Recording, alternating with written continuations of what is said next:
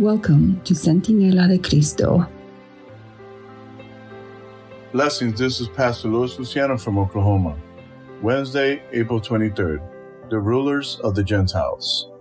God's dealing with Israel provide rich insights into his dealings with the New Testament church. In fact, in many ways, the nation of Israel served to foreshadow the eras of the church. Far from being able to claim any kind of superiority to ancient Israel, Christians have been, and still are, very much susceptible to the same temptations.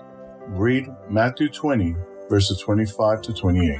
What error did Jesus warn his disciples to avoid in establishing the work of the Christian church?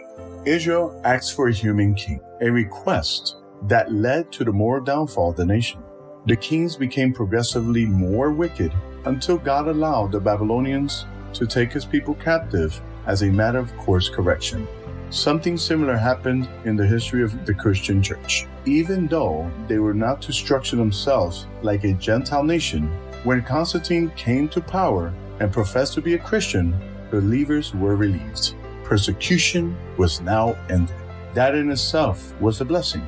But then it occurred to the church that they might be able to leverage the power of the emperor to their own advantage. Several major disputes broke out among Christians in the 4th century.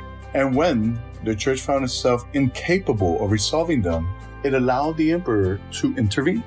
Gradually, the Bishop of Rome rose in prominence, where he had once been one senior bishop among equals. The church allowed the state to intervene in the religious matters. And once the state had a foot in the door, things went from bad to worse.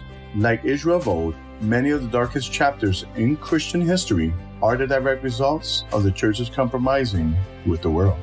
Where Israel turned to idol worship and her kings were corrupted by their appetite for power to the point of offering children to idols.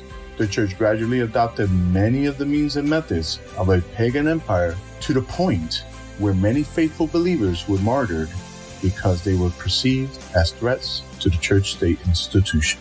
In your own culture, your own society, what are the ways in which these same temptations can jeopardize the integrity of our faith?